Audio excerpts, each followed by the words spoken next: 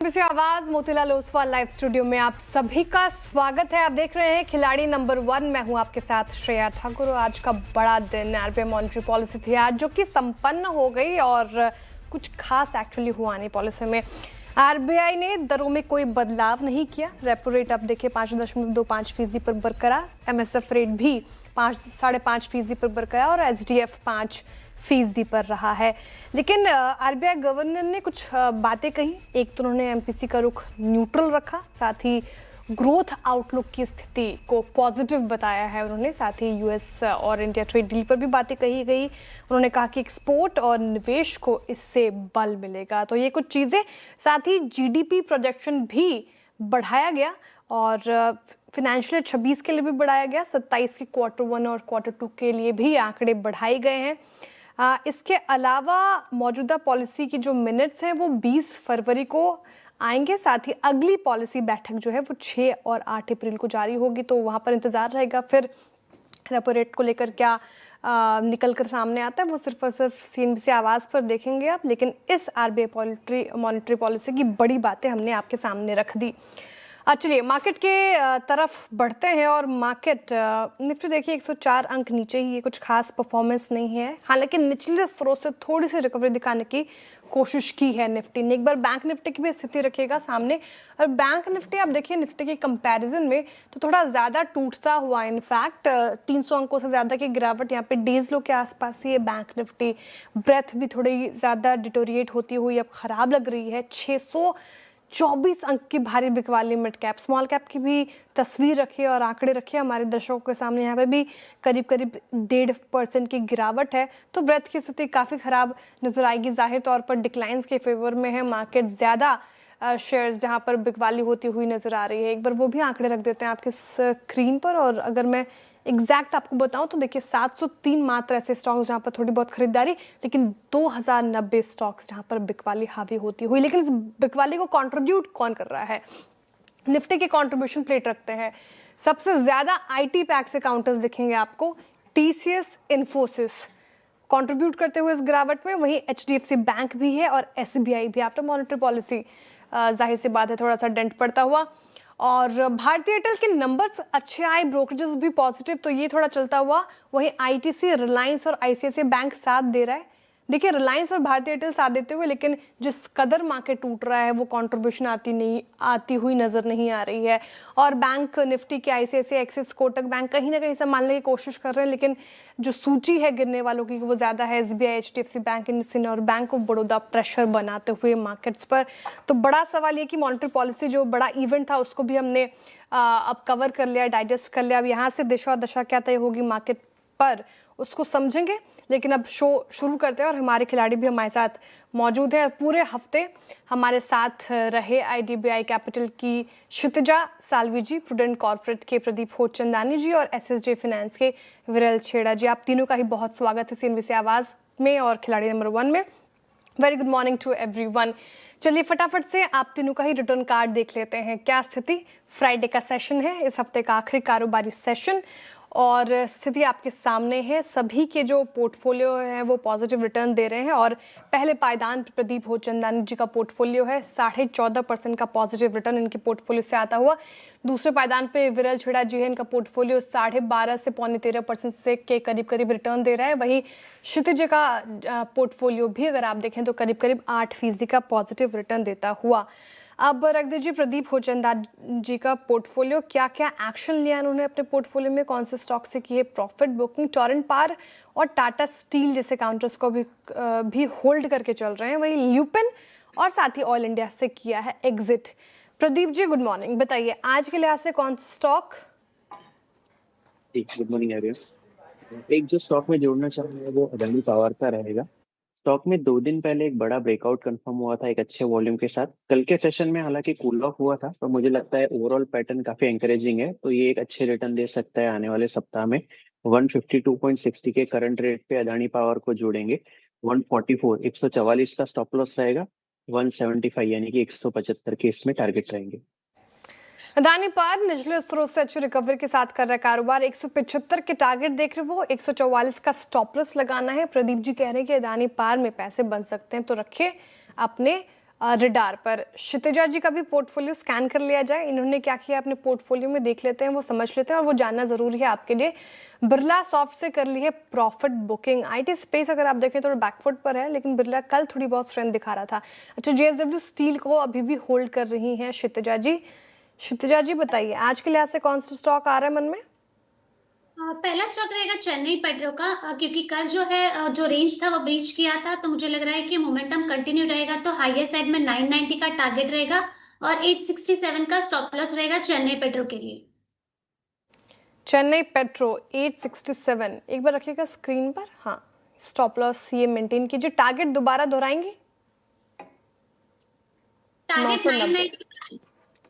ठीक है, चेन्नई पेट्रो 990 की टारगेट देख रही हैं वो, और 867 का लगाना है आपको स्टॉप लॉस और खरीदारी की राय चेन्नई पेट्रो में। प्रदीप जी का पोर्टफोलियो भी देख लेते हैं क्या क्या। अच्छा, प्रदीप जी का पोर्टफोलियो हो गया, विरल जी का पोर्टफोलियो माफ कीजिएगा, उन्होंने क्या क्या एक्शन लिया है। तो अपोलो हॉस्पिटल और साथ ही इन्होंने जिंदल स्टील से एग्जिट कर लिया है। ब्लू डार्ट से प्रॉफिट बुकिंग की है और नवीन फ्लोरिन को अभी भी होल्ड कर रहे हैं। विरल जी बताइए कौन सा स्टॉक आ रहा है आज रिडार पर? मेरा स्टॉक गुजरात गैस पे रहेगा। देखें तो नीचे से हमें पुल बैक भी अच्छा खासा मिल रहा है, higher top higher bottom pattern formation बना रहा है, और यहाँ से जो हिसाब से वॉल्यूम हो रहा है, लग रहा है यहाँ से अपसाइड मूवमेंट में हमें ऊपर में 460 तक के लेवल देखने मिल सकते हैं। तो ये लेवल्स पे बाय करने की सलाह रहेगी। नीचे में स्टॉप लॉस 415 का रहेगा। गुजरात गैस 432 पे कर रहे हैं कारोबार, और पूरा ऑयल एंड स्पेस अगर आप देखें तो यहाँ पर अच्छी बाइंग होती हुई नजर आ रही है। चेन्नई पेट्रो भी सुझाया गया, गुजरात गैस आया है, तो 460 के टारगेट देख सकते हैं आप, और 415 का आपको स्टॉप लॉस लगाना है। ऑयल एंड गैस स्पेस अगर आप देखें तो करीब करीब आधा फीसदी की तेजी के साथ कर रहा है कारोबार आज के सेशन में। विरल जी, एक और स्कोप है आपके पोर्टफोलियो में, स्टॉक ढूंढ लिया आपने दूसरा? फिलहाल मैं वेट करना चाहूंगा। ठीक है, जिस तरीके से मार्केट बिहेव कर रहा है, थोड़ा सा इंतजार विरल जी की तरफ से। प्रदीप जी, मैं देख पा रही हूँ कि एक और स्कोप आपके भी पोर्टफोलियो में है, स्टॉक बताएं। मैं ऑलरेडी 3 स्टॉक में होल्ड कर रहा हूँ। अदानी पावर मैंने आज जोड़ा है, और कल के पोर्टफोलियो में से ऑलरेडी 2 स्टॉक मैंने कैरी किए थे, तो मेरे पोर्टफोलियो में और जगह नहीं है, 3 स्टॉक ऑलरेडी ऑक्यूपाइड है। ठीक है, तो 3 स्टॉक्स बता दिए हैं प्रदीप जी ने। क्षितिजा जी, आपके पोर्टफोलियो में है शायद एक स्टॉक और दे सकती हैं आप, तो स्पेस है तो बताइए कौन सा स्टॉक? मैम मैं वेट करना चाहूंगी, क्योंकि मार्केट थोड़ा स्टेबल होने के बाद हम लोग सेकंड स्टॉक इनिशिएट करेंगे। ठीक है, तो क्षितिजा जी और विरल जी की तरफ से थोड़ा सा इंतजार। प्रदीप जी ने अपने पोर्टफोलियो के सारे स्टॉक्स बता दिए हैं। रुक रहे एक छोटे से ब्रेक के लिए, ब्रेक के उस पार फिर से बात करेंगे हमारे खिलाड़ियों के साथ, और कुछ और स्टॉक्स पर होगी चर्चा। आप बने रहिए सीएनबीसी आवाज के साथ।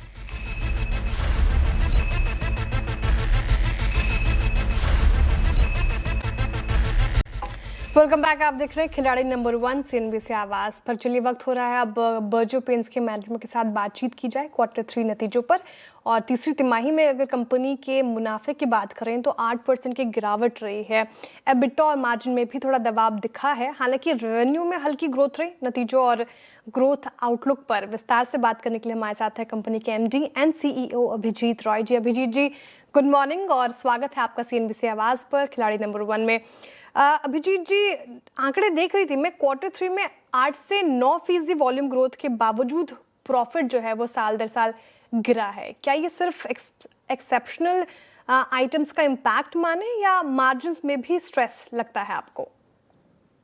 देखिए, इसमें वॉल्यूम ग्रोथ हमारी जो क्वार्टर 3 में थी वो 8.5% था, और इसमें ग्रॉस मार्जिन काफ़ी अच्छा रहा। In fact highest in the last 15 quarter में 41% के ऊपर ग्रॉस मार्जिन रहा।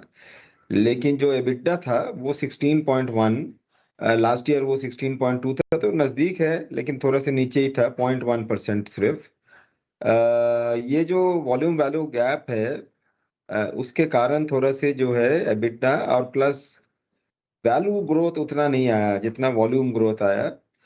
मिक्स ऑफ प्रोडक्ट्स जो बिका प्लस द एक्सपेंस जो हमने किया पेंटरों के ऊपर, इसके कारण जो है थोड़ा से हल्का जो है एबिटा में और अच्छा हो सकता था, लेकिन हमने अपना गाइडेंस हमेशा 15 से 17% के बीच में एबिटा बोला है।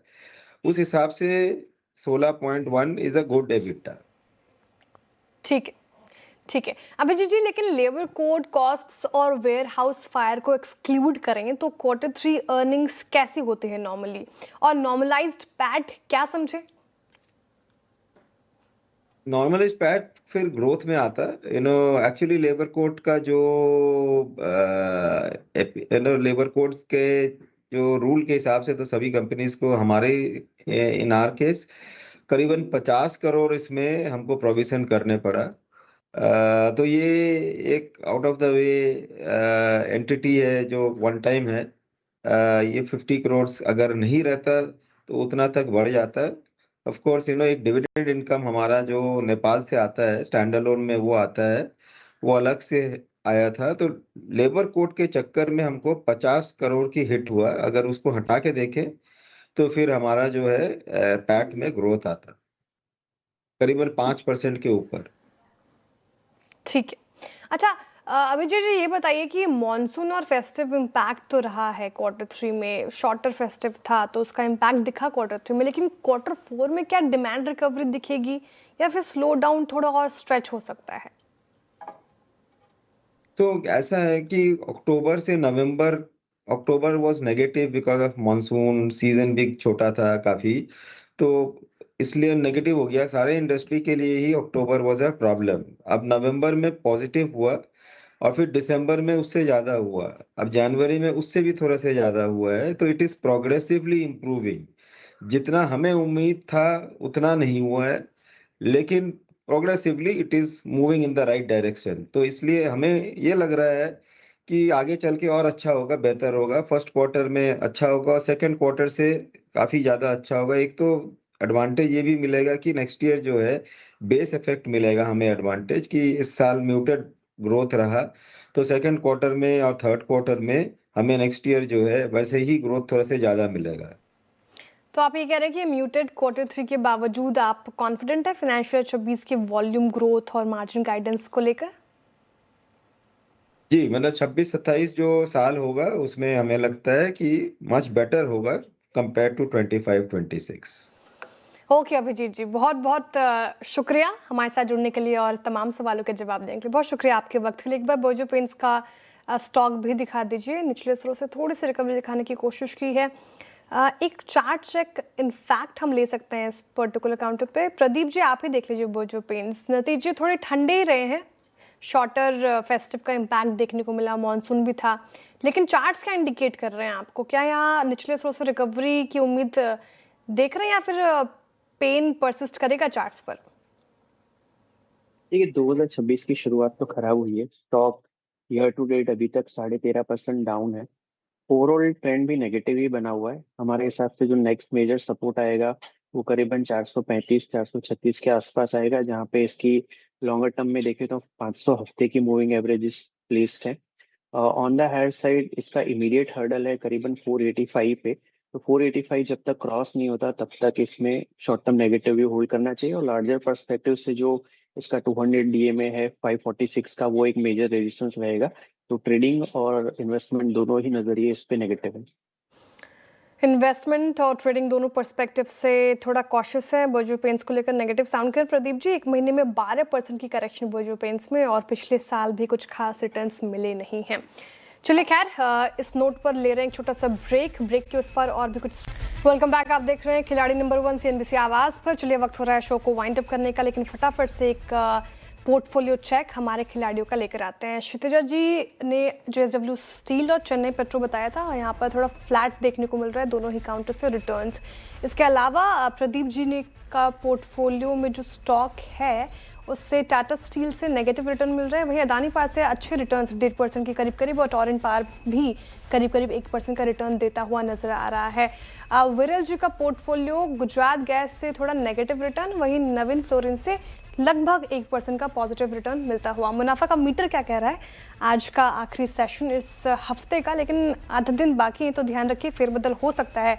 प्रदीप जी और विरल जी के बीच कड़ा मुकाबला, और प्रदीप जी अभी भी लेकिन पहले पायदान पर 13.25% का करीब रिटर्न इनके पोर्टफोलियो से आता हुआ। दूसरे पायदान पे विरल छेड़ा जी है 12.5% से ज़्यादा का रिटर्न इनका पोर्टफोलियो दे रहे हैं। वही ओ शितरा जी का पोर्टफोलियो, अब देखिए पहले पायदान पे शितरा जी आ गई हैं, लगभग 15% का रिटर्न इनके पोर्टफोलियो से आता हुआ, तो तीनों ही खिलाड़ियों के बीच कड़ा मुकाबला देखने को मिल रहा है। अब देखते हैं कि इस हफ्ते का खिलाड़ी नंबर 1 का ताज किसके सर सजता है। बहुत शुक्रिया लेकिन आप तीनों का ही इस पूरे हफ्ते हमारे साथ जुड़ने के लिए और तमाम स्टॉक्स बताने के लिए। चलिए फिलहाल इस शो से इतना ही, आज सीधे मुलाकात होगी कमाई का अड्डा में, लेकिन कोई भी अपडेट की तरफ से हम लेकर आएंगे खिलाड़ी नंबर 1 में, साथ ही मिड कैप मंत्रा में। अब बने रहिए सीएनबी आवाज़ के साथ। नमस्कार।